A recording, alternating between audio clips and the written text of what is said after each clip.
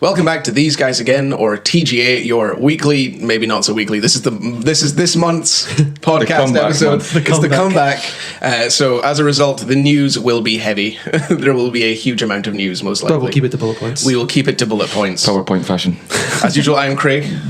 With me, I'm not changing. We've got Tom. Hello. Mark. Slowly metamorphosizing. And Irv. I think I'm Irv. It's good to know. All right, so let's go straight into the news then. Okay, yeah, quick roundup as we fire through Speed round. As we all know, Ben Affleck working on a Batman movie. So know it go. What? We know it go. So Ben Affleck has written a script and it's now been given the green light. So he's directing and starring, and so that's moving forward. That'll be good. Hopefully, because that was the. He did win Best Director at the Oscars, though, didn't he? Yeah, yeah. Argo. Mm-hmm. And he was one of the only good things about Batman vs Superman. So, and he has an Oscar for screenwriting because of Good Will Hunting. Yeah, mm-hmm. Yeah. So, and he thanked Boston like 50 times. Just I thank Boston and Boston. A sequel to Sicario is now in full production with all main cast members returning. That's good. Did we all see Sicario? Yeah, it was one of my favourite films of the year. Not yet, but I'm going to get the sexy steelbook. Yeah. It's a brilliant film. It was enjoyable. Brilliant. Gorgeous as well. Deadpool has now become the highest grossing R-rated movie of all time. An X-Men film. Worldwide, yeah, the highest grossing X-Men film as well, which is kind of funny. When this news came out about 2 weeks ago or something, it was sitting at $745 million, and it was never released in China, so that's a huge market. Because it was banned, wasn't it? Yeah. That's what's interesting about that as well. I think, even though I don't think I did enjoy Deadpool, but it's not a revelation to me. But it seems to be to some people. But as in terms of the fact that this is an R-rated superhero film that has gotten that much attention, it's good to see that it's shown that can work within that template that everyone thought could only go one way. That you'd have to have this sort of family-friendly market. The problem with that though is now they're going to capitalise on it. Everything is R-rated. Exactly. I mean, you see the way Batman Superman was going, but like Deadpool only worked because it was Deadpool, because of the way it appealed to so many different people. And you can't take that as a those into deads, those into pools. Well, you can't take that as a formula that works, like just by having toilet humor and gore and then applying it to any comic property will work. It's not going to work. It worked for Deadpool, and it could work for things like X-Force, and to an extent for DC products like Batman vs Superman, but it's a danger to go too far into it just because it's a success. Do you know what it totally reminded me of? Kick-Ass. But Kick-Ass obviously was a lot safer with what it did, but still it's the same kind of approach. I don't know if it was safer. But do you know what I mean in terms of it dodged around being the R-rated sort of approach to it? It still had some really dark stuff, but it managed to do it in the right ways. And also the language and the bombs and that were glorious. Glorious, yeah. I mean, by an 11-year-old. There has been other R-rated comic films, of course, like Blade. And also not even hard R. Super. Because that's not even hard R, like Deadpool. No, it's not. No. Oh, no, yeah. Because Blades were because again, it's tongue-in-cheek. We're talking difference between 15 and 18, really. But you also got like Super, which is it's a superhero film, but a different kind. Yeah. Moving on. There's been a trailer. I mentioned it very briefly a while ago, I think. There's been a trailer for Swiss Army Man released, which is a film. That sounds amazing. It's some guy is about to commit suicide on a beach, and he finds the washed up corpse of Daniel Radcliffe. Okay. And I've seen, and he has like I don't know why all this, but Daniel Radcliffe has all these abilities. He's not actually dead. He is dead. He's a corpse, but like he's used for all these different abilities. He's kind of revitalizing life in this suicidal kid. So just watch the trailer because it looks absolutely bonkers. Teaser poster for Kingsman: The Golden Circle was released, which very interestingly teases the return of Galahad. I don't know what that means. I haven't seen the film. The news of my death may have been greatly exaggerated. Exactly. Or something like that. Yeah, exactly. I mean, it's an original script because, the sequel's not out yet. Because, Kingsman was based on the Secret Service, and there's not a sequel comic, so it's a... Is he releasing a sequel comic book? I don't know. Is it just a straight script? This is written by Matthew Vaughn. Oh, was it? Yeah, not even connected to Mark Miller. So, Golden Circle. And Channing Tatum signed on now, along with Julianne Moore. That's interesting. Taron Egerton's obviously returning, and by the look at Colin Firth, hopefully coming back as well. So, good stuff. According to Sam Rockwell recently, Amazon was in development of a sequel to Galaxy Quest, but sadly the death of Alan Rickman is all but cancelled. It wouldn't be right continuing without. Yeah, it's a sign of respect, really. Yeah, exactly. I mean, it was a nice idea, but it's the sort of thing that you don't want to take any further now. Sherlock season 4 has started shooting. But Craig doesn't care. Craig doesn't care, but I do. But it's I was being harsh when it came to the news cutting. Described as a story about to reach its climax. So is this the final? Possibly. Final one? Possibly. See how it goes. Craig still doesn't care. I actually enjoy Sherlock. Deadpool 2 has been confirmed with both Ryan Reynolds and Tim Miller, the director, returning. Obviously, it was teased at the end of Deadpool. It's going to be looking into cable in the future in that way, so it's got to go ahead, which is great. Was it teased? I don't remember teased. Very end of the credits, yeah. Like mid-credits. The Matthew Broderick, yeah. Sting. I don't remember actually. I don't think I stayed. It was like a knockoff of Ferris Bueller's Day Off. Oh really? I've actually not seen it. Yeah, he's saying that he's got the next one's going to have cable in it. They're going to cast Keira Knightley. Who do you guys think they will cast? Stephen Lang was pushing himself for it. He was. So people have said Ron Perlman. There's been some interest. Basically, everyone's finding any old built guy they can find. Oh my god! How's no one said that yet? Oh, that's such a great shout. Yeah. Hello, my name is Cable. Deadpool. Get down. All American Cable. Get to the Deadpool chopper. Hope they dub him with the accent in that Terminator 3 deleted scene. Oh yeah. Hi, I'm John Candy. We can fix it. It's the second time that joke's come up. Good one, Craig. We got the first image of Elizabeth Banks as Rita Repulsa from the Power Rangers reboot, as it were. It's a much more modern look, I suppose. Green. Yeah. But it's ditched the old kind of witch style. It's very modern and edgy. Metallic shade. It's very 90s. Yeah, but not as 90s as the Power Rangers. So but it's an interesting style. It's the 90s with nuance. And it's, according to what Elizabeth Banks was saying, is it's completely changing up the dynamic, and she's having like an origin story that ties into the Rangers themselves. Yeah. So all their mothers will be named Martha. How do you guys feel about the look of the actual look of the Rita Repulsa image? Yeah. I like the style. I'm not too sure because it's a weird position, so you can't see much of the like costume. A white background thing as well. It looks cool, and it makes me excited to see the direction they go for the actual Rangers themselves. Yeah, but who knows? You can not seeing it in the context is a very odd thing as well. Yeah, because like the first time I seen it, I didn't know it was Power Rangers. I didn't see like your note, like Rita Repulsa, and I was like, Mortal Kombat. Yeah, it does look very Mortal Kombat. That's right. It's a weird one, but I like Elizabeth Banks. Oh yeah, she's funny. She's the one.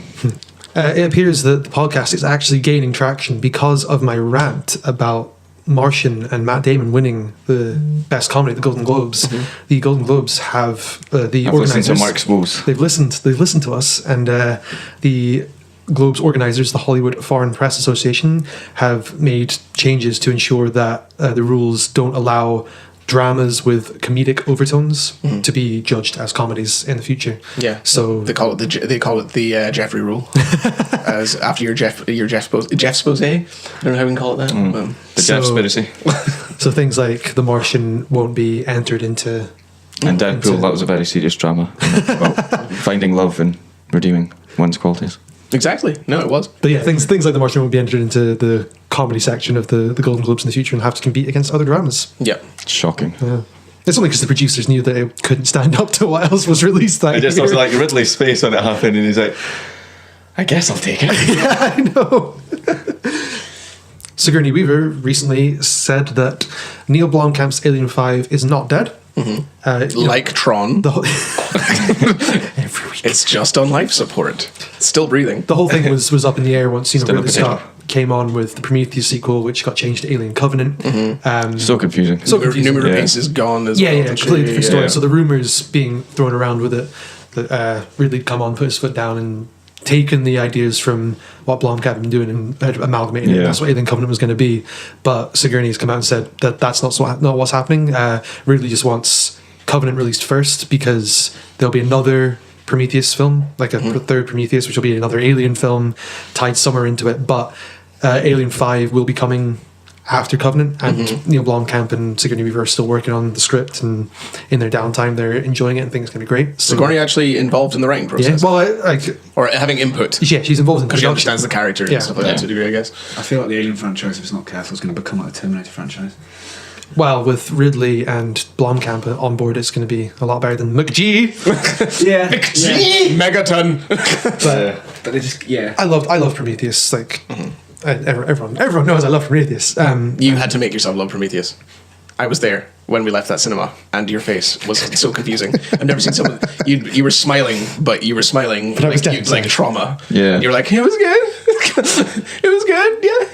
It's like his voice isn't naturally this high. There's definitely some conflict in there. But the ideas for Alien 5 are great. You know, it's kind of not dismissing, but taking a separate turn from Alien 3 and 4, and it's continuing on with Michael Biehn and an older Newt. So, plus, how have you felt about Blomkamp, his films in general? Oh, I love it. Like the production, the style, like not just District. I keep on saying like just the CGs. Like yeah, the CG is so good. Not just District 9 though. I mean, like as I know Elysium's amazing, and I love Chappie. Like all three of them are superb films. They've been getting steadily worse. Like, well, not worse. I prefer District 9. Yeah, because we were just like rating them like recently, and then like rewatching Chappie's like, I'd say that's lowest. Still got fun elements. Like District 9 is best, then Elysium, then Elysium. I've not seen Elysium or Chappie, but I've heard that the final act of Elysium is where it kind of falls short.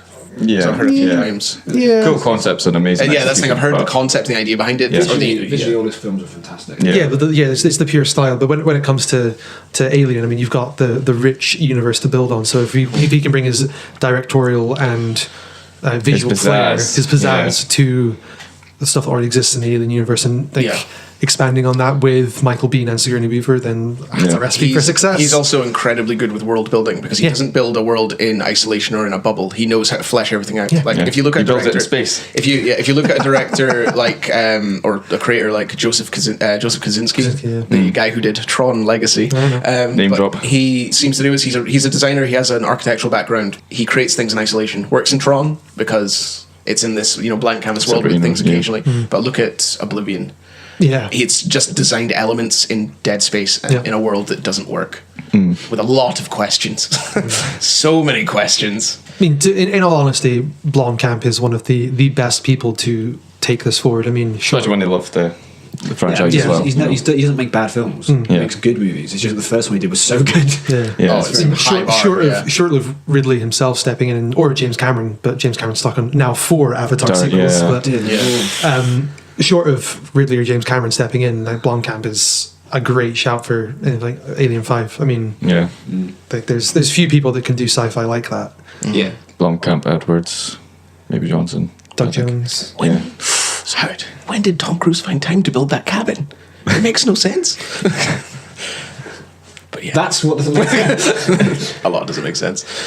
But yeah, live, die, repeat, mate. Aye. Good in. Good in. So we're getting a sequel for that as well. Yeah, I don't understand. Well, they're definitely live, die, repeat. Is it? Live, die, repeat again. Live, die, repeat, looped. What are they going to name it? Because it's had 2 names. I know. Which one's Citadel Silva under? They shouldn't have just called it Live, Die, Repeat. Edge of the Day After Tomorrow? Is it going to be? I still think the original name is my favorite name. The one for the story. Yeah. Which is all you need is kill. Yeah. I still love that. A rational name. It's so good. Yeah. And Johnson, you just nailed it with his one. Yeah, it's just called Looper. The title for Spider-Man's next solo outing has been released, along with the logo and other things. Spider-Man Homecoming. Logo looks quite nice. Which addresses the 1980s, or was it 80s story, which was where Spider-Man returned to New York. And that's where he wore the black costume. Yeah. But I don't see how that's going to be it wasn't a story arc. It was just it'd just be pretty much in the name. It was a movement within the comics as a whole. Kind of like with All New and things like that. So I mean, well, the idea it's supposed to be, because it's not an origin story. We're not going to see Uncle Ben die in real time again. May get a flashback, but that was I've already seen it 7 times. That might happen in Civil War. Who knows? But it's probably going to be him after Civil War. That would be amazing if that is the cause for the rift between the whole Avengers. It's sort of Uncle Ben dying. Ben, he was the best of us. I can't wait to see Black Panther's dad be called Ben. No. And he's like Bradley Cooper or something. He's like, the Winter Soldier killed Uncle Ben. Oh man. Tony's dad's real name was Ben. Recent news on that is Robert Downey Jr. has now signed on to that as well, so Iron Man will feature in Spider-Man Homecoming. I hope it's just a poster or something in the background. They pay him tons for it.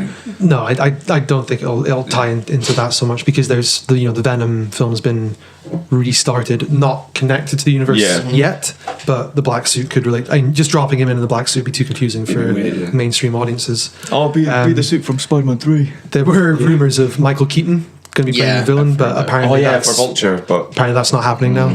So the search goes on. I want Keaton to come back for something, but I'm not sure what. Batman. They were thinking Dark Knight Returns if they just did a straight thing. The Homecoming thing, a lot of people are trying to see why it's called that, and some people are making, the reality sort of point, which is that Spider-Man's come home. Yeah, it's Marvel's, Marvel's having a say in it, but obviously that wouldn't relate to the film necessarily. One thing I thought of was, what if Civil War isn't purely isolated to Civil War? What if Spider-Man's all the side shifting that happens in Civil War, what if Spider-Man doesn't leave sort of the Tony side until Homecoming? What if it's about him going back to what he was as a superhero? That's the only thing I could kind of think of. That essentially the fallout of Initiative is what we're going to get through the next few films. I mean, we've got Doctor Strange coming, so he could be revealing his identity and then bringing in Dormammu and. Did I tell you? I still think that instead of Mephisto, we could have Dormammu and. If X-Men ever comes to the Marvel Universe, how much you betting they're saying that it's post-M Day and everyone's just forgotten the mutants are about? It's just like, oh yeah, they've been here the whole time. Scarlet Witch, man, Scarlet Witch. Yeah, exactly. The Doctor Strange trailer, to me, it looked like they'd recast the beginning of Batman Begins. When he goes off and... Batman Begins, Matrix, Inception. Well, that was another thing that... Oh, and Man of Steel for the end with the cape. Yeah. The Doctor Strange trailer does the case. There's not much more. Oh, and also, what is it? Oh, yeah, and it's also... and it's 50 Shades as well, and it's like, show me or teach me. What do you think of his accent? Terrible. Weird. But you might grow into it. You might get used to it. I don't know accents. I never pick up on bad accents. I'm terrible for it. What are you talking about? You were saying Tom Hardy had a really bad accent and everything. Well, yeah, if it's telegraphed. No, London. I can tell if it's a bad London accent, but that's about it. I was saying this to Tom and Irv that I think he can do a good American accent if he picks a region or picks an accent, but it seems like he's going for a very neutral, and then it's in danger of going Orlando Bloom. So it's weird, like they just didn't stick with just making him British or something, but for a difference, so he's not too much like Tony Stark or whatever. But so I don't know. We'll see. He's a great actor, so. I don't doubt the performance. And also they couldn't have gone too British for Sherlock as well, because it's like, it's just been Sherlock with a beard and a cape. Boo! Sherlock with a beard and a cape. That should be the tagline for it. Sherlock.beard.cape. Broken hands or something. Boo! On that note, Sherlock Holmes 3, the Guy Ritchie, Robert Downey Jr. one, is also in production. Yes. So Downey Jr. is going to be busy. How long has it been since the last one? Ooh, that was a few years. Because there wasn't much between the first two. Yeah, there wasn't 2000 and blah. There wasn't much between the first two, though, was there? Sherlock was 2009, the first Sherlock Holmes. Wow. 2011 or 2012. So 7 years ago. Game Show was 2011. Yeah, so there wasn't much between them, so it's been a while since. That's an odd one. Yeah. Well, but I'd like to congratulate you, Mark, on that segue. Oh, thank you. For my beautiful motto for Doctor Strange. You threw it out there, man. Yeah. Well, it was Guy Ritchie had that bit of a hiatus as well, because he didn't do anything until Man from U.N.C.L.E. Yeah. Oh yeah, I keep on forgetting that was Guy Ritchie. And he's been trying to do a rock and roller sequel for ages. Because it says it at the end of the film. That, but the cast is so like that. Back when was that the Clive Owen one? No. It's got the guy who was in Fantastic Four as Doom. It's Jared Butler. Jared Butler. Gerald Butler. It's also got wasn't it? Is Paul Giamatti in that? No, it's not. No, it's got Ludacris and but it's Mark Strong, Idris Elba. The guy who plays Mr. Selfridge. What's his name? He's in Smoking Aces. Yeah, I know the guy you mean. Whose name I can't remember. He's the magician in Smoking Aces. Oh, Toby Kebbell. No. Oh no. His last name starts with P, doesn't it? I know who you mean. I've got it here. Jeremy Piven. Jeremy Piven. That's it. Yeah. Sorry, I'm thinking of the. And so there's that, and he's also busy with that, and there's another film coming out with him as well. So that's. Yeah, it's tough when you have a cast like that. Yeah, it's been difficult to get the cast together for Rock and Roller 2, so that's why nothing's happened in that. But so he's had a bit of a hiatus, but now he's obviously moving on to Sherlock 3. Yeah. So. I suppose that's sort of a wise thing to do when like Sherlock's so big in the mind sphere with the TV series and stuff. And like, wait a minute, this guy's different. And Elementary in America as well. Yeah. Still haven't watched that.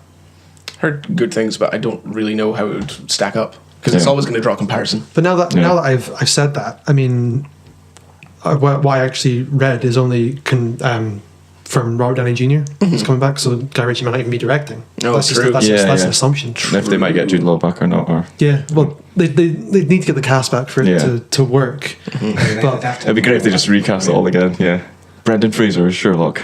Oh man. So it's been announced this production from Robert Downey Jr.'s camp, but who else is attached is nothing's been confirmed yet. Yeah. Nearly there. Inhumans has been pulled from the Marvel release schedule. Yeah, which I think the Marvel TV guys will be very pissed about, because that's what they're building to. No, I'm sorry. It's what they're building to, sure, but the reasoning behind it is, it doesn't really fit into the way Phase 3 is going. Yeah. It's been pulled. It might even become a TV thing. It might be handed over to Netflix. So when was it supposed to be coming out? 2019. I was going to say, we missed that. And but no casting or anything had gone underway yet. No, there was no. Oh no, they were maybe wanting Vin Diesel for Black Bolt. Yeah. Yep. Because that would work the reverse way, because we're Groot, he's only voiceover. Yeah. And Black Bolt doesn't say anything. Yeah. It's mute, which would have been quite cool. Quite an interesting way of going about it. Yeah. Yeah. But, it's not been cancelled. It's just been pulled from the release schedules because they can't find a way to fit it. Yeah. Well, because they've also I'm not sure how solid their plans are afterwards. They've got after Infinity War. So. It's quite solid now. Actually, Phase 4 is quite a big thing they've got planned now. Which is why I think Inhumans may have been pulled, because to focus more on they're tying everything off with Infinity War that's been going on up till now. Yeah. They're introducing Captain Marvel and Doctor Strange, Black Panther, all that stuff, and then Phase 4 will obviously be something else. I think that's when the recasting will start as well. Yeah, moving away from the Avengers and into more individual stories, which could, like you were saying before, towards Thunderbolts maybe, or something like that. Yeah, exactly. And just have a completely separate idea, because obviously the Avengers films are still super popular. It'd be cool seeing something quite fresh. Yeah, but they can only go so far before the mainstream audiences are just going to start going, well, I've seen this. Or Iron Man 7A. Oh man, what the fuck! Well, they've already said there's not going to be any more Iron Man. Yeah, It's just Iron Man's just going to crop up in other things. I think we're going to have the Infinity Gauntlet thing blur up reality, and then we'll have different people. It's just the way. It's an interesting idea. Yeah. They can. That's the thing. Comic writing allows for so much stuff to go around. So yeah. It'll be interesting to see. And they've already got a full film slate as it is. Taking one thing out that doesn't quite fit is probably a better idea, especially since they don't know what sequels will be coming out dependent on the successes of certain films. Exactly. So it gives them breathing room.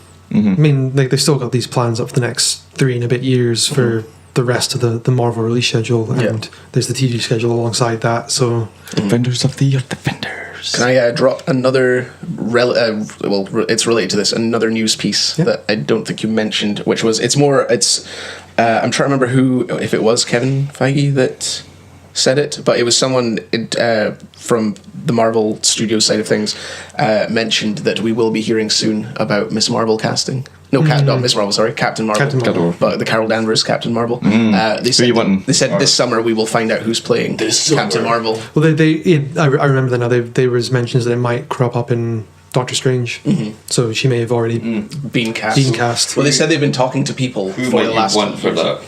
Well, there was always the early rumours, but they've kind of faded out, because the early rumours were that it... there was Emily Blunt, Ronda Rousey. Ronda Rousey is that's not. That's terrible. That's just a fan thing. It was Emily Blunt and Game of Thrones, who plays Marjorie.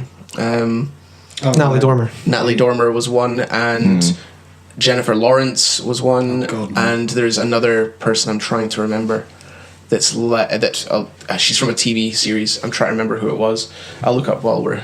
But does anyone else have any? I've not read that much of Captain Marvel, so I'm not. It was the girl from. Sorry, it was the girl Battlestar Galactica.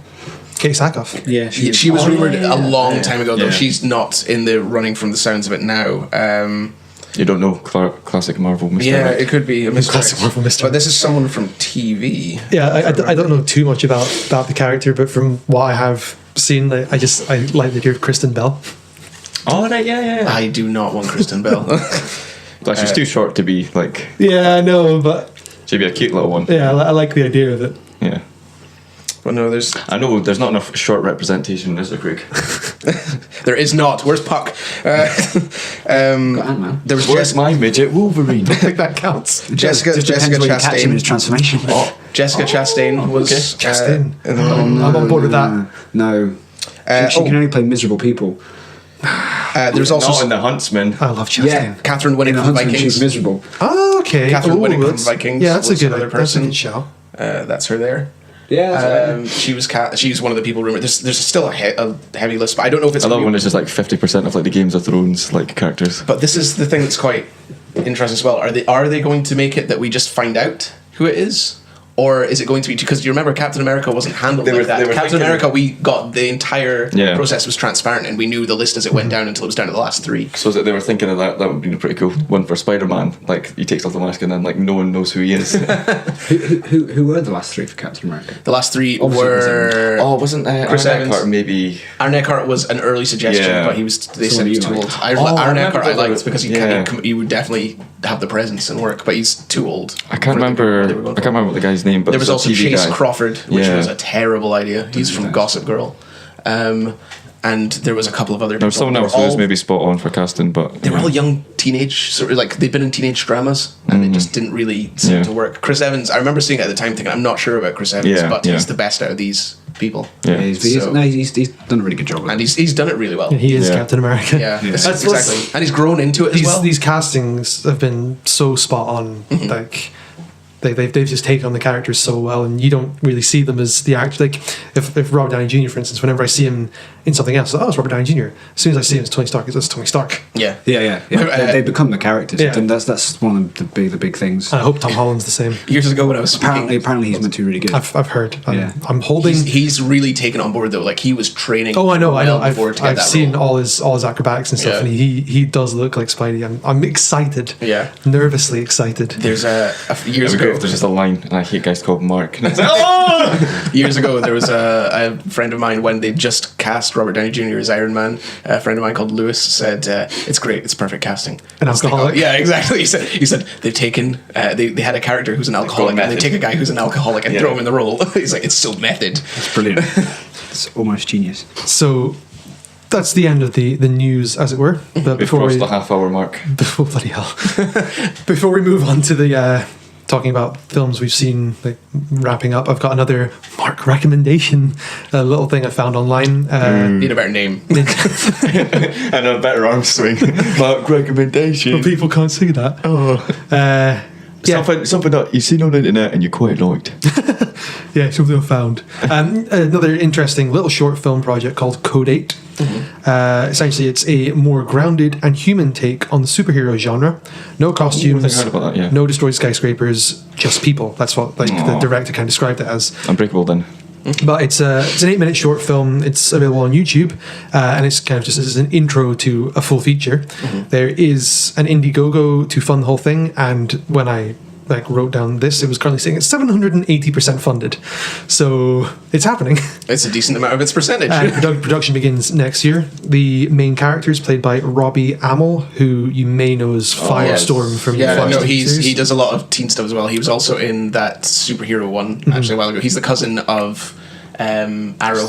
Stephen Amell. Yeah. So, and he's in it as well. Stephen Amell's in it as well. Okay. But very interesting and stylish, really high production for the short. It's the idea, it's a semi-dystopian future, people with powers are emerging, but they're very grounded powers. They're not like world-changing. They're just sort of interesting powers, and people can easily be stopped with a bullet. Yeah. I loved your useless power guys. It's like nearsighted man. Stating the obvious man. But it's a short intro to the world, but it's got great style and it's definitely worth a watch. It sounds kind of similar to the series he was on before, which was called The Tomorrow People, but that was kind of a teen drama. Oh yeah. It was kind of marketed as a teen drama. And this is very, very dark and gritty, but it's kind of produced as a proof of concept, and it's really taken off. So production will start early next year because the cast are quite involved with other projects. Yeah. So it's got like Han from Fast and Furious franchise. Nice. Who was possibly in Batman vs Superman, but I'll have to confirm that. So yeah, that's the news. Yay! News. Good times. So we haven't done this in a few weeks for other reasons, but we've seen a few different things. We'll chat very briefly what we thought about them, and then move on to looking at the Midnight Special, which is something special. Okay. All right. So will we start then with... Well, we're going to start with the cinematic masterpiece that Irv has seen. Yep. Irv, tell us about it. The Huntsman, Winter's War. First of all, you can pitch in your questions. Was it good? Yeah. Done. Was the plot excellent? It was more coherent than Batman vs Superman. So that's not necessarily a good thing. That's because the plot was incredibly generic. Yeah. It was find the mirror, find the evil mirror. It was quite weird because it wasn't like, it was like, I love how always when they go into it's a spin-off movie. Yeah. It's both a prequel and a sequel. Yeah. But yeah, it's quite bizarre. One thing was like there was no weight to anything because there was like 7 death cop-outs in the thing, and you could just guess every single thing. It's like, oh, he got shot, but don't worry, he had the amulet thing that she gave him, and it's because she never misses. And he says, yeah, but they added that in 3 halfway times through the film. It was so bad. Yeah. It's like it was put in just to explain that one sequence. Like, she never misses. Yeah. By the way, that is the Scottish accent in the film. She never misses. she never missed. See, she never missed the thing, but he's still bleeding. Oh, it's because she never misses. I was mildly interested I like the because trailer. the The trailer's cast. quite slick. Yeah. The trailer was like, I didn't really like Snow White and the Huntsman, which is like you said, this is the semi-sequel to. Yeah. But I like the cast. I like Charlize. I like Emily. I really like Jessica. But First name basis. well, yeah, man, yeah. And also, I can't remember her name, Sheridan Smith, or I think that's the her name. dwarf. Yeah. Rob Brydon and Nick Frost, but yeah, it's just kind of meh. We're not doing on the scale. Is it worth seeing? Yeah. No. It's a Netflix movie. To be honest, we've been surprised by how many things are actually out now. So you really want to and it's use your time on this. And it's also when you've got like such great fairy tale pedigree. Even like, well, I'm a big fan of fables, and you look at how stuff can be done, and you just get something that's just generic, and you just see the plot points a mile away. Yeah. It's like this ice thing goes up, you see someone die, and it's like, oh, we've seen the trailer and all that, but it's just an illusion. It was just an illusion. The thing is, the same with the Snow White and the Huntsman. I was the same as you. I wasn't really into that. Yeah. But the bit with the dwarfs and that sort of fairy kingdom thing, I thought there was something really good about that bit. Some of the style of it was great. Yeah. I mean, it's the same with this. In the middle somewhere, there is this like sort of fantasy journey that they're trying to do. Yeah. With the dwarfs and like that, and there's some really nice like locations and scenes with each of the characters. But I feel like that with quite a lot of these fairy tale films, like Jack the Giant Slayer, which was really interesting world, nice idea, but it just wasn't effective. That was a huge flop as well, wasn't it? I think it was Oz the Great and Powerful as well. Oz the Great and Powerful, yeah, that wasn't that. Are they doing the sequel still to that one, or did that flop too badly? I think that flopped too badly. And then there was like Maleficent as well. I love Sleeping Beauty, I love Maleficent, but the ideas in that film are good, but it just doesn't come across. I felt the same about like Alice in Wonderland. We're getting through the it's ridiculously successful though. Yeah, I did not use. I know, it almost made a billion. It's because it's Tim Burton. It's worst use of 3D in any film I've seen. It was just there was no point to it apart from the bit with the book. No, with the what's the thing called? Jabberwocky. When it kind of snaps towards the screen. That was the only bit. I was like, oh, that was 3D. I just didn't care for it, and now we're getting a sequel.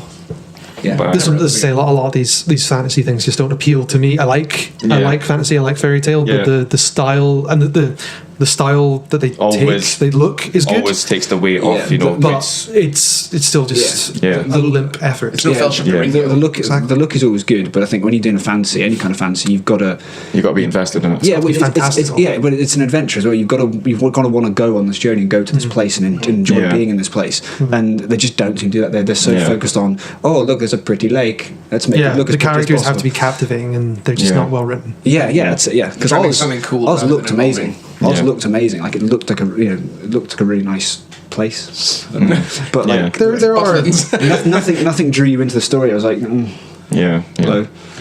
So I mean, there are exceptions to that, like Into the Woods, for instance. That was good. Well, you weren't on the podcast at the time, and it didn't do too well. Oh, really? I thought it was good. It's always broken. Enjoyed it at the time to a degree, but after a while, after I really thought about it, I've heard nothing good about it. Some of the plot twists in it don't work as a film compared to how it would be on stage. Just stay out of the bloody woods.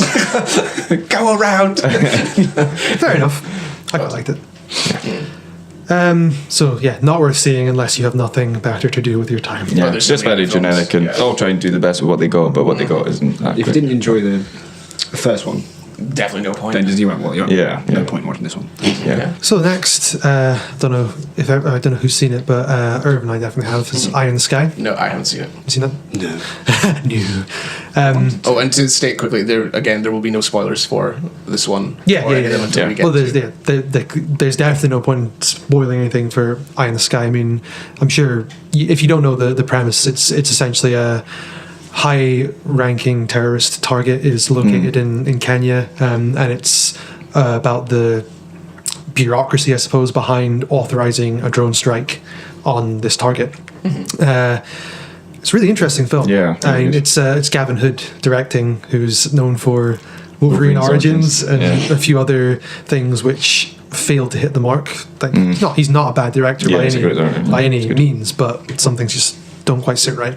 But with this, there's a real focus on the characters and the characters in the moment. I mean, there's no development of the characters, there's no leaning on backstory. I mean, there's a lot of emotion and weight in this decision they have to make, but it doesn't lean on, when I was a child this happened, so that's influencing my decision. It's just these people here now. And you've got different groups. You've got Meryl Streep, who's a colonel. Meryl Streep. Oh my, Helen Mirren, what the hell? Please cut that. No, I'm keeping that in. You're Meryl Streep. What have I done? We've got Helen Mirren as a colonel, overseeing the operation from this command base in rural England somewhere.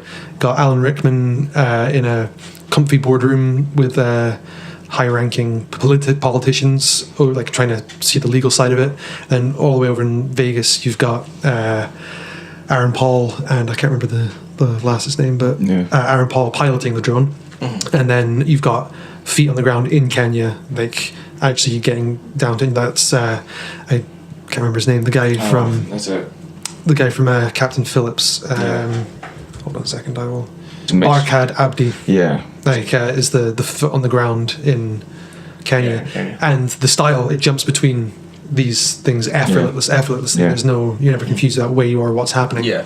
But there's not much more to say. It's an extremely well made film. When it comes down to it, it's a film about war and morality and how you weigh up human life. It's about the grey of war. And also sort of it sort of draws on the classical philosophical things like utilitarianism. You know, there's consequences over the actions that you take.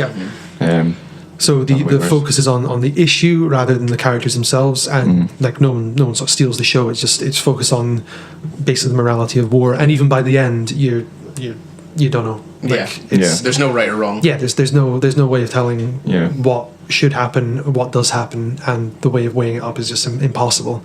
But it's by no means a masterpiece, but it's a very gripping film. It's definitely worth a watch. Anything to add, Irv? Yeah, just all the same. Also, you get, I think that's the biggest strength to it. Is it's all real time. It isn't someone going away and it's I've had this really bad day at work. Just everything's on the money. And it's 24 with cuts. Same sort of time frame. And also stays in the moment. So It's very real time. I mean, so in Kenya, there's this. They found this possible terrorist attack that will be mobilizing any second, but there's all the hoops they have to jump through. To do something. It's also it's in this zone where you can't get direct access because there's what would you say? It's sort of it's a military compound, basically. Yeah, military compound, and also it's a military establishment. And they're really strict about what side of the border you are and stuff. It's really gripping. And also you get the real causal chain stuff. All these things that scupper so many other things, and then it's also quite hilarious because it shows how absurd the system is. The system can be. The system can be when you've got all these military guys, and then you've got all the political guys who are just constantly delegating. It's you've got to make a decision. We need an answer now. I'll refer up. But it's a very, very interestingly written film, and it's definitely worth seeing the way it goes. What would you say in the 3 scale? Oh, just Whelmed. Just Whelmed, yeah. No. It is really good, worth seeing. It's definitely worth seeing. I mean, it's not a masterpiece, but the questions it raises are very important. And also it's Alan Rickman's last.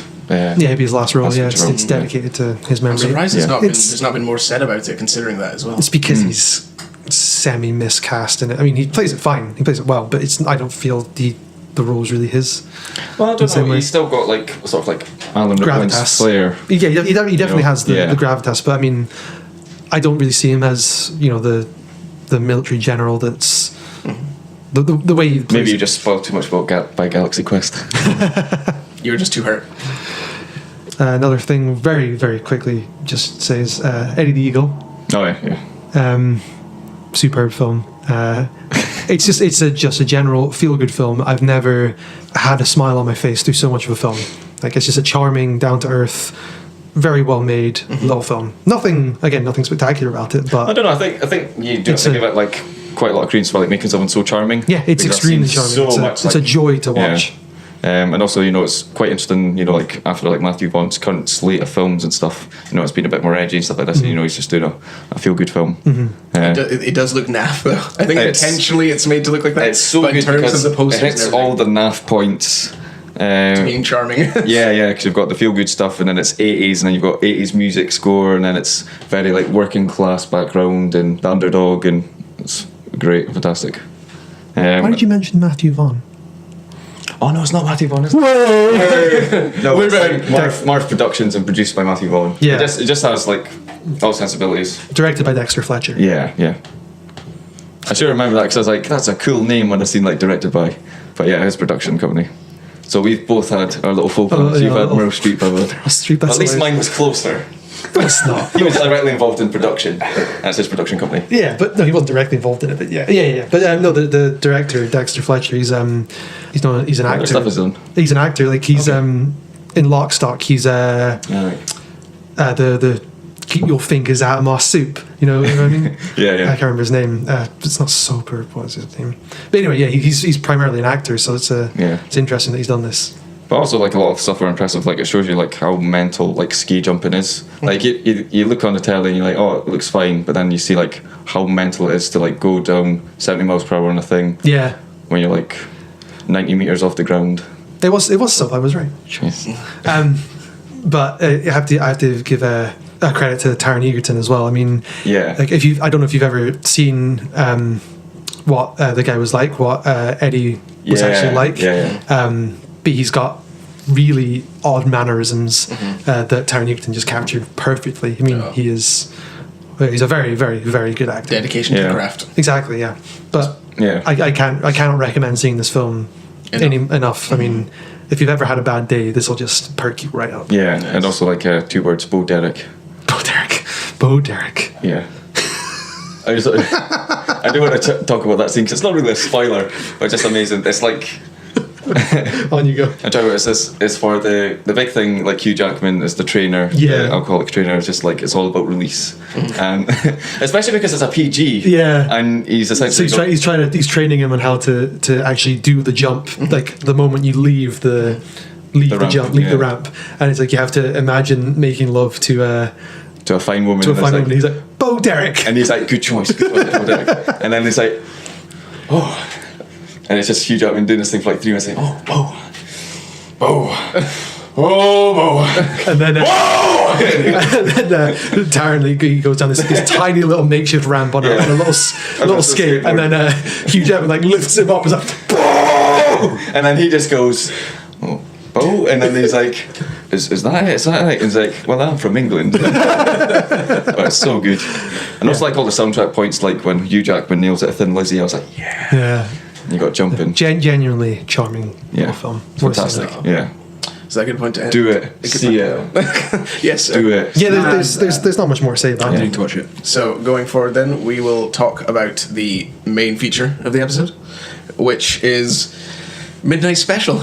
Stunning sci-fi spectacular. Shall I drop out for this? I haven't seen it. Oh, well, no, we're not at the spoilers yet. Oh, okay. But it's starring Clint Eastwood. What? Oh, no, it's Michael Shannon. No. Oh, I've done one too now. I just want to feel like part of the group. Boo, poser. That's not real. But no, it's starring Michael Shannon and a lot of the most intense man. Yeah, has Michael Shannon ever been in anything and not looked mental? It's just his face. It's also like that was one thing. Like, it was like second time watching it. Is like his pupils are tiny, and that's why he looks so intense. But as well as that, he's like it's a weird thing to pick up. He's got quite a rough face. Oh yeah. So I mean, yeah, he looks like his voice is quite rough. He has He looks like he's worked on a ship all his life. It looks like he's put his face in a kiln every day. Like, it's like it's a palace. It's well baked. Exactly. But it's well defined. But he's a great guy. He's fantastic. But It's have you ever seen a film called They Came Together? It's like it's a comedy film that makes fun of like romantic comedies. He randomly comes in at the end as an ex-husband and he's just mental, and he just starts swinging at people until the police shoot him and put him down. He's not that old as well. I was trying to remember he's acting in something, and they're pretty much the same age, and I was like, what? Michael, but yeah, it has as well as I went. He's only 42. Yeah, wow. I went into this film not knowing he's got Tommy Lee Jones syndrome. He's only 32. I went into this film not knowing anything about it, so I was really surprised by how many actors are in it, because it's Michael Shannon, Joel Edgerton, Kirsten Dunst, and I was like, whoa, I haven't seen you since Spider-Man. This is jarring. And on the standouts, Adam Driver. Like you've got Kylo Ren, and you've got Zod, and you've got Mary Jane. And what else has Edgerton been? You've got Fighter. Warrior. Oh, don't go back! We're just going to get every reference wrong.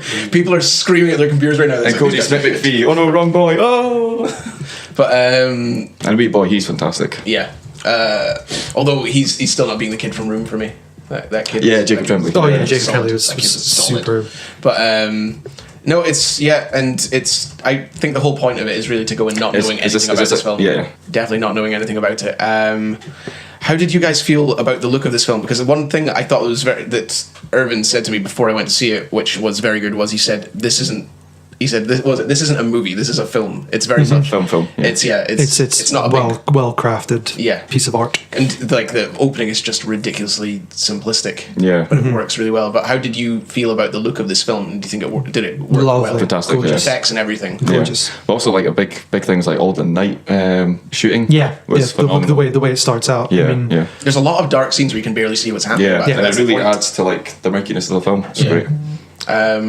And also just like how that opening works, I love just especially when it's just all the simple things, and when you've just got someone driving, like this old beat up car at night, and then when they flick off the lights, and just all the shots that were so smooth, like just seeing this car from the front ends and the lights, and that's the only thing you see, and then it cuts to midnight specials. The credit punch was stunning. Yeah. How did you feel about the music? Because the music really is how it pulls. It's a pulsing sound all the way through the film that changes at points. Delayed piano, and then that. I mean, at its heart, in a way, it's an old school chase movie as well. And that's like it's got this whole spectacular. It's a fugitive film. It's got this whole spectacular sci-fi overtones to it, like which is unknown is the best way to know to see that, but it's got the real grip and human elements to it. It's a stunning little character-driven film.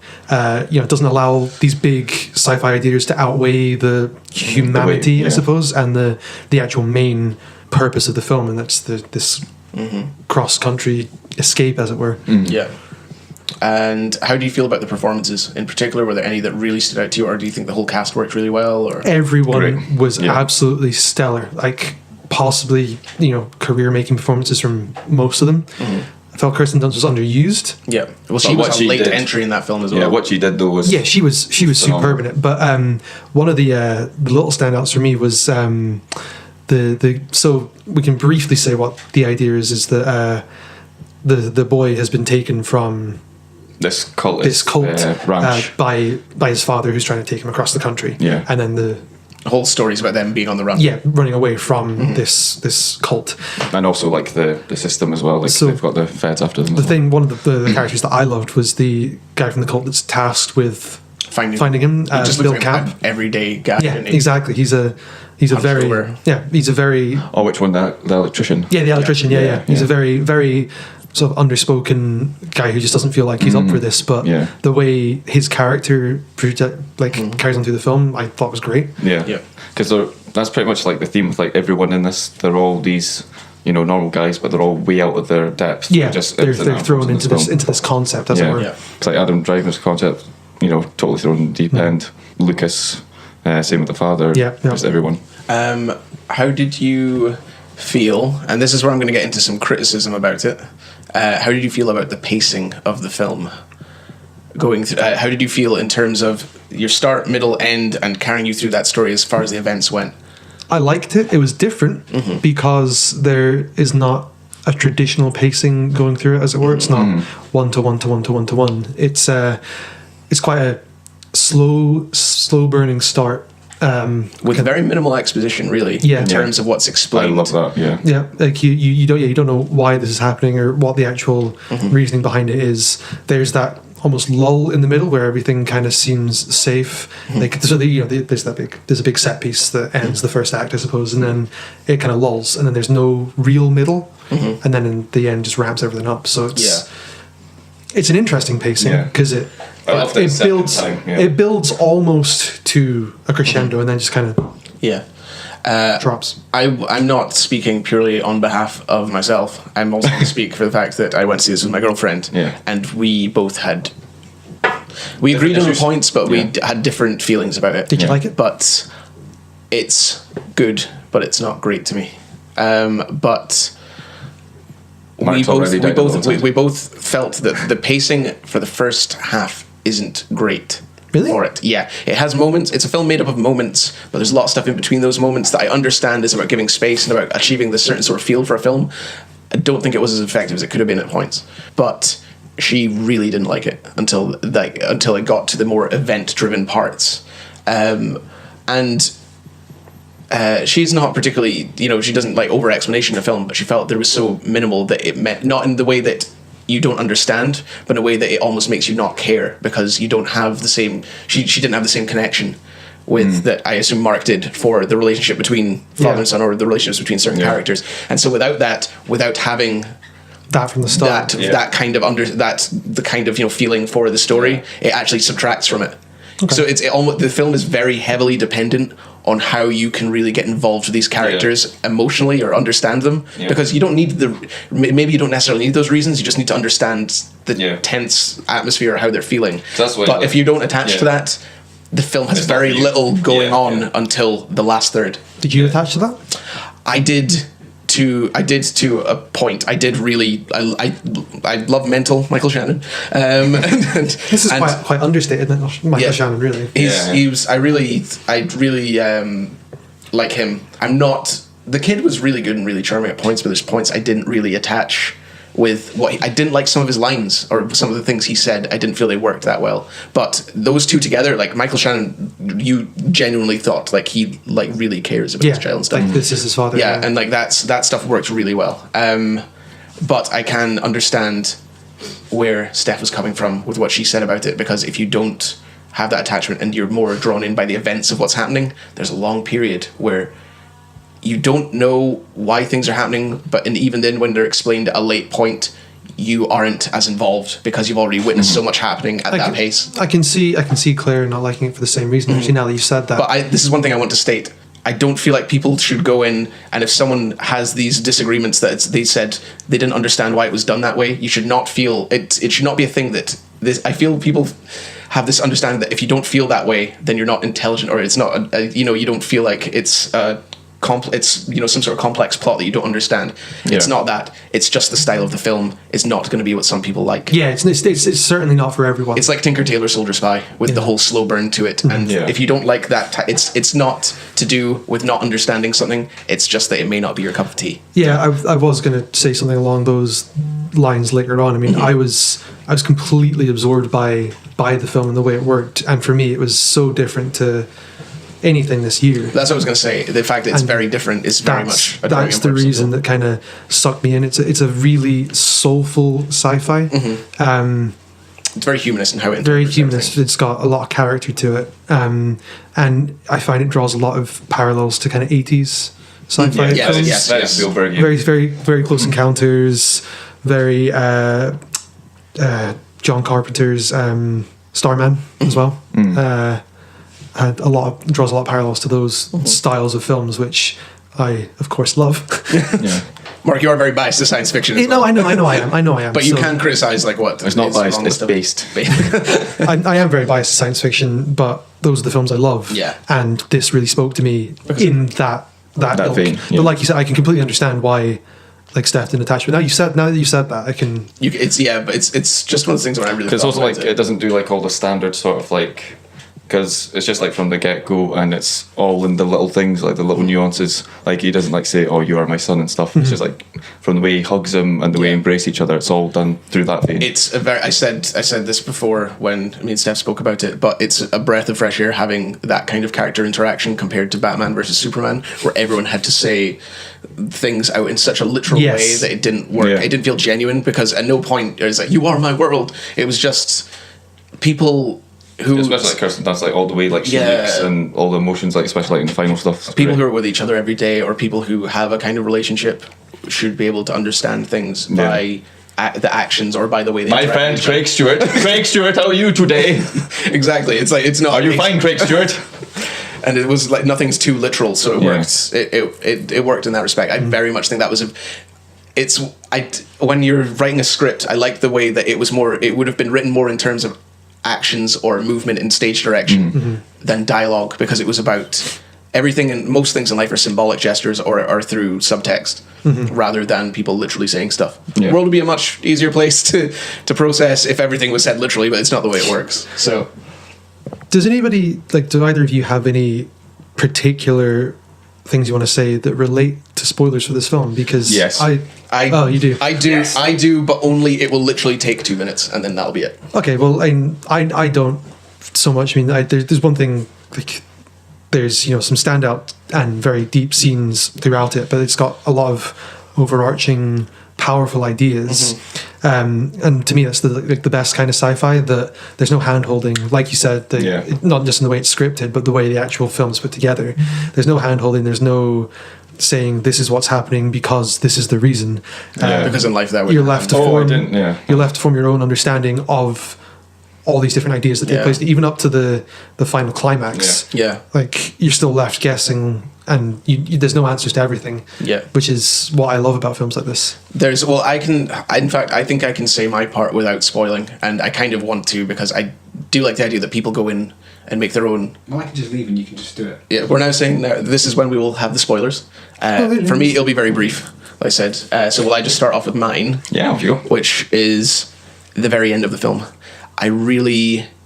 when they had the visuals of this city and everything like that. Well, you're not wanting me to insult this in any way, are you? No, I'm not going to insult it. Okay. It's nothing to do with how things looked or how things came across, because again, people are like, "Oh, why are they in these big buildings?" and all that. That would not be an issue to me. We can't understand it, so why would it be something that needs to be explained like that? I kind of wish it wasn't. I think for someone like yourself, Mark, who's a big fan of science fiction, that's a great payoff and it's a great visual thing to have. But for me, someone who kind of latches onto the emotional stuff, I didn't need a literal interpretation at the end. It would have if it was literally just that kind of big light, and then the kid disappeared, and then it's just the reaction. Like, if they made that cut where it is just the boy turns around, looks at her, and then it happens, and then you just see people's expressions maybe for a few seconds of seeing something that maybe they couldn't comprehend, and so they wouldn't literally give it to us to comprehend. Then I think it's kind of like the idea of. It's in the story. There's a story called I'm trying to remember what it's called, but it's a book about. It's a graphic novel that was written about traveling to America for the first time. Okay. And the person who did it is an incredible painter or artist, and I think it was actually all hand drawn, but it looks really realistic. But what he did was he made the whole place look alien. Okay. Because he said nowadays we exist in a time where we can see so many things. We have the internet. We see so many interpretations of things that nothing will shock us. The way that someone who had travelled to America and seen New York for the first time must have shocked them. So he made a completely alien environment so that we could feel that shock of how alien something must look. And I think I wouldn't have gasped the way someone would in real life seeing that. But I think that if they'd kept that kind of mystery, it maybe would have been more effective to me. But again, that's because it's the emotional point of her. It wasn't so much seeing the world that was the fascinating. That was the part that I latched onto. It was them. The connections. It was them. It was them essentially making a sacrifice for their son, and that's what would have resonated with me more. So if it had just been a case, it was the part where he disappeared that was the part that really. So did that take away from it for you then? To a degree, but mostly because it held on it so long. It was sort of distracting because it's actually it was really long, that part. I loved it. But I don't think it's just a different interpretation. I didn't come out and be like, oh, they shouldn't have done that. That ruined it. There were people in the cinema around me who were making comments the whole time about how they weren't happy with it. and quite a few people in the cinema didn't like that film. Yeah, because also like folk were like thinking it was just going to be, you know, some sort of generic sci-fi, which was just like everything's, we have to get him, this kid's a weapon, and you know. But nuance. I straight away saw it and I was like, Mark's gonna love this because and it does, like, it looks amazing. Yeah. But and the soundtrack ties into it so well. Yeah, no, exactly. But that I didn't. I also really like the fact that it was the mother's interaction they ended with, rather than it being the stereotypical thing that it's always going to be the father. Yeah, and his goodbye was just a really brief point. He just goes Alden, and they just, you know, look at each other for about 10 seconds, and that's it. Yeah. Same with, I also liked, even though this is the only other spoiler bit I'll mention then, just because if that's okay, we're full. But the part where the guy goes into the room and looks at the boy, and they get that, he just wants to see it again. Yeah. But then when he threatens him afterwards, and even though he doesn't shoot him, they could have left that scene and it would have worked fine, because I like the fact that a scene shouldn't be, and I've done this, and like this is the one story I've actually mentioned. I did the comic story. I did this, and I look at it now, and it's like, that's something that isn't necessary. You didn't need a gunshot to explain a point. It's the statement that's the most resonant part. He said, "You should have known better," and that's all you saw. So even if he had been shot there, they didn't need a gunshot to show it, because it's not, that gunshot isn't the punctuation; it's the statement. And I thought that was really effective, and that worked really well. And again, it's Michael Shannon, so he's always intense, so it works really well. Because it's funny, because I remember, like, because you just said, like, your first thing in the thing, you know, Smash Mouse and blah, blah, blah, blah. Because I went to go with, like, really loving it, like, first time. And, like, first time when I came out, loads of stuff I loved, but then I still wasn't sure. Because I wasn't sure if, you know... You had that debate going on in for the ending, and I think it was mainly just with the ending. Yeah. Because also, like, when I was going through, I was like, oh, hoping that they don't screw this up, like, knowing, and there was like loads of little things that they take it in, but like also, like, going back and I've seen it again yesterday, second viewing, it's so much better, like, because also, like, you interpret things like so differently. I think just to come back, like, to your point with the ending, I think I'd be in a similar vein for you, just because, like, there wasn't, you know, like, any necessary wonder of awe, like, it sort of looked like generic. That's what almost I mean. like Shardian things, and it's sort of like, we're kind of spoiled with the time we live in, that it wouldn't be that fascinating. But I think that sort of thing that you were saying, you know, of a more symbolic ending, even if you just seen, like, the more figures at the end, you know, the lights, and then, you know, they'll gradually disappear. But the one thing, because I remember saying that, like, first time when you know, I still wasn't sure, but that ending point with Michael Shannon when his lights up, I was like, yes, nailed it. Yeah. And also, I'm trying to think. Also, pretty much, is he on death row at the end? I don't know. I think he's just he's just in prison. Just in asylum. Yeah. I know, because I was like with the wires on his head and stuff. Yeah, I think the second time I still wasn't sure. It's like, is he about to get executed, or I don't think it's a sort of psychiatric thing, or well, obviously Alton has disappeared, so I think it might just be trying to like, I'm researching, like, why, because, you know, he's still their son. Why was this other being, like, what's the reasoning behind that? That's one of the nicest little parts of the film, just that ending. You don't know what any of that means. So good. Yeah. That's what I love about it.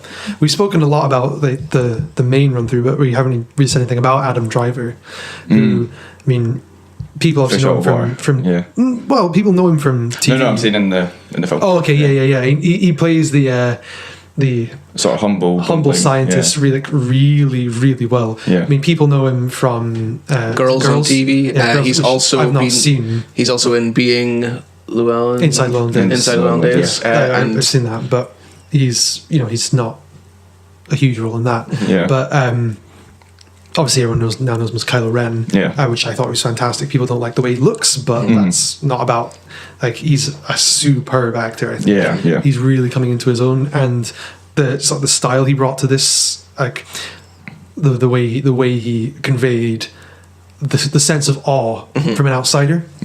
Especially when they're in the interrogation room, and it's just nice just seeing something with just all the subtleties. You know, it wasn't this huge big light show, it was just like the little interaction with technology and stuff. Do you know what it's comparable to? It's comparable to Ex Machina, because of the fact that Garland said that we didn't need to splash out on all this effects, just all the effects, actors, because the actors knew how to get everything across with the acting. We didn't need to convince people with things visually when the actors could do it themselves.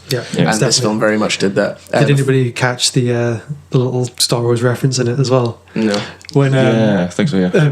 When Adam Driver first comes in, he's speaking to the leader of the cult, because you know, Alton's been picking up all these signals from government satellites. And he's going through all these code words, and he goes, "Red Saber." Yeah. That's a good one. I like made me laugh. And also, Alton is a DC fan. Yeah. Wop, wop. But before I forget as well, because I didn't... Well, to be fair, Michael Shannon bought it for him, so Michael Shannon's a DC. So General Zod's a DC fan. Yeah. Before I forget... You bought the Superman thing. How ironic. The book that I mentioned before about the person coming to America for it's called The Arrival by Sean Tan. Okay. And it's visually amazing. It's made to look like a photo album. Interesting. And it's very much, just to even see the art, it's exceptional. Also, like, second time seeing it, like, I loved the pace of it. Yeah, I love it as well. It was great. Like, so it was also like folk were like really engrossed with it, and the amount of jumps like everyone had. Like, you know, you've got the light intermittent things when he's in the car, and then even just like, you know, when you think they're all good when they're leaving the hotel, and then you've just got that staccato when Lucas gets shot and stuff. And yeah, that's a real punch in the gut. That's a real change of pace. And because that just comes off the back of I think one of the most affecting scenes of you know, when he's taking them out to see the sunrise and stuff. Yeah, see the first... I really liked those emotional points, or the points where people really, you know, you could get the emotion across from people, and it just looked amazing. The film worked really well at those points. I still do think the first half had some weird pacing things, but I don't think it's a bad film as a result of it. There's, like you said, this is a film that the craft is very evident in it, and it works very effectively. I won't see, because time is limited for me right now, I won't have time to see it again until it's out, but I think you would like seeing it again. I don't know if I'm wondering how this will come across in a small at home watching it. If you already liked it and saw it in the cinema, I imagine it would just reinforce how you feel. Or even seeing it the second time. Seeing it first time at home. Yeah, seeing it first time at home, I don't know if, because it's so engrossing because of the pulsing and like you said, the darkness, and having that be all around you and everything like that. How will it come across to someone seeing it for the first time outside of the cinema? Because I imagine someone like you, Mark, would still really enjoy it, but I wonder if it does lose something from itself. So I still really enjoyed Interstellar when I seen it out of the cinema. Yeah, well, Interstellar is one I thought wouldn't be enjoyed outside the cinema. Yeah. But everyone I've spoken to, well, 2 people, including yourself, I've spoken to who've seen it outside the cinema, really liked it. But it was one that was really overpowering in the cinema. There's something wrong with you if you don't like Interstellar outside the cinema. I know a few people that don't like it. There's something wrong with them. Yeah. Why isn't it making me feel ill? There may be one person who's usually in this room that I don't think particularly likes it. And there's also like another... Of course not. There's also like another wee thing. There's just like... you also like read things like a lot differently, because I sort of like wasn't unsure of like the cult element. You know, because I also like thought he was more of a community leader rather than this sort of cult leader. And then also like... Because also that was sort of like... I forgot he was like his adopted father. Yeah. Because also that's another interesting thing is like... What they do to him is like borders on abuse. Like essentially, especially in that scene when they're at that guy's house, abusing the guy his has powers. to see him. But it's, you know, it's essentially like abusing Alden, and that's he why loses his ability. The more he loses, he's and also weaker when he's screaming out in pain, you know, it's killing him. You know, and that's why and that's really get the grip of that. Yeah, that's the thing as well. The cult worked quite well, because I thought, the cult could be the main sort of bad guy, but it wasn't really like that. The cult were. They were essentially a background thing, a background thread through the majority of it, and they were just there to inform you of what Alden can kind of subtly do. Well, subtly they were informing you of what he could do, and then they were just an event that was really brief in the story they were a turning point. That's what they were. They were early on a way of exploring exploring his character, and then they were absent for a long time, and then they were just an event. Yeah, it was like lightning in a ball, just happened there, but very important as a result. Very key, but not as overall a big part of the story as I thought it would be. And it was also like a really interesting thing, like narrative wise, because like if there was any sort of generic like action thing, everything would have started like in the ranch, and you would have seen all these things, but start at that midpoint, you know. In darkness with the news. Okay.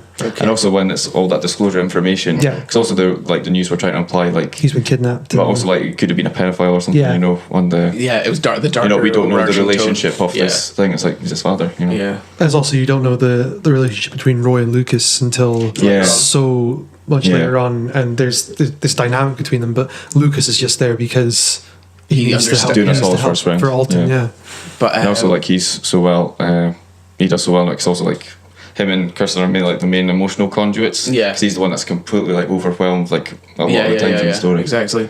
It's just he's like dumbfounded by what's happening. Is there anything else anyone else wants to mention or explore before we go into how we felt about it overall and give it the rating? Also, it's quite interesting, like just like his power set, like you're still not really sure about what he does. Yes. And also like how he interacts with the environment. It's mainly all electrical based and information. Because there's so many charming scenes in it.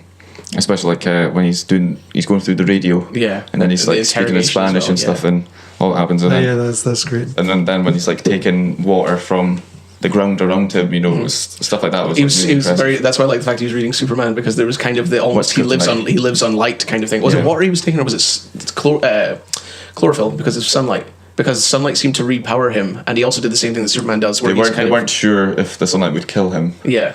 Yeah, but he might too. Because that's the thing. I think that it was that he lived on sunlight because he's a being of energy and sort of light, and so as a result, that's what he was taking chlorophyll from the grass, which essentially kills it. Same way Superman did in the comics. Is it Dark Knight Returns? Remember when he falls out of the sky, he lands in the grass, and then he kills all the grass around him because he's absorbing all the energy it would have absorbed from the sun. So I thought that was a good link between him and him reading the Superman comics, and then saying like what's kryptonite and all this sort of thing. I thought it was a good parallel between the two of them. And also when he's lived this weird, bizarre life, he's not sure what's real and what's not. That's why there wasn't one to confuse him. Yeah, exactly. But overall, it's got some really interesting ideas to it as well. Yeah. All right, so are we ready to give it a rating? Yeah. Okay. Well, we'll just go around the table. Mark, do you want to go first? No. Okay, I'll go first then. I'm going to give it a whelmed, but high whelmed. Just because there are parts I absolutely loved, but there are also parts I'm not sure about. Yeah. But I would definitely, again, I haven't seen it a second time, but I would still strongly recommend people see this because I think it's the sort of film you should have an opinion on.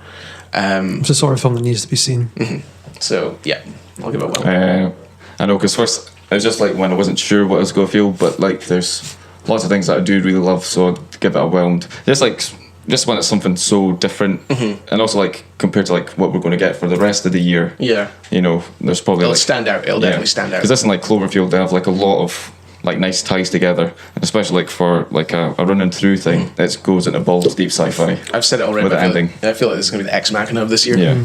Ooh.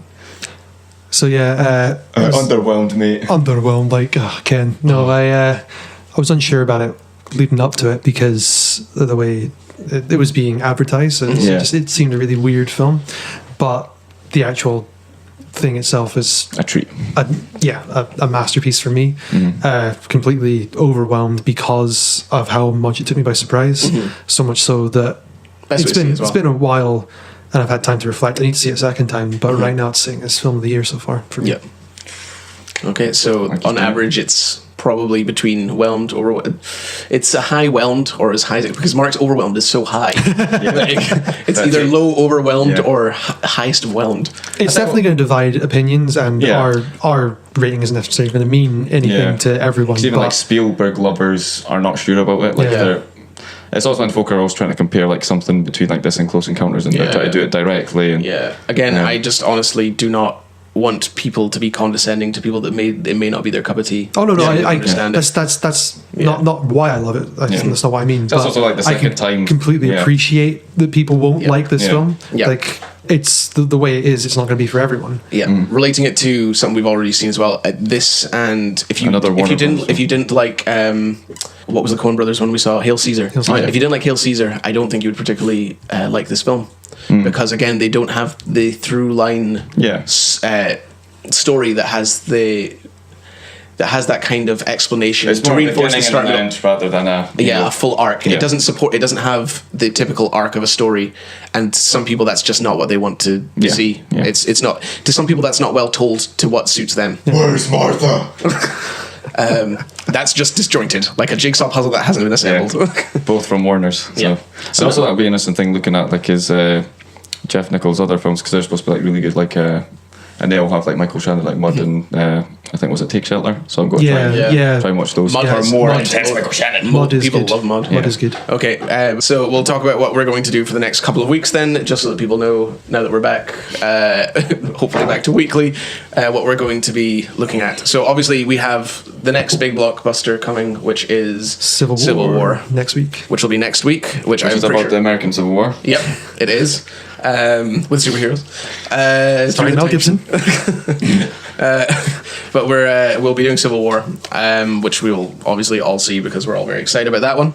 And then after that, there's not a significant release for the next couple of weeks, so we'll then cover Jungle Book, which has already come out, but doing Civil War is going to be more. Jungle Book special. And it's also quite interesting because of the release date of Civil War, with us being in the UK. Yeah, we get it slightly there. Get a week which before. I did not know. And we have Aliens. You would have missed it. Our plans for Friday have now changed. We also have Aliens Day, LV426, April 26th, this Tuesday. On Tuesday. Which, by the time this comes out, will be tomorrow. Is that an official thing, or have you just made that up? No, it's real. It's a proper thing. There's actually merchandise that Mark was looking at for Alien Day. It's every year, Alien Day. It's taken, like Star Wars Day is May the 4th, so Alien Day is 26th of April from LV426. Cool. But And it's technically better overall since it's got less bad films. Yep.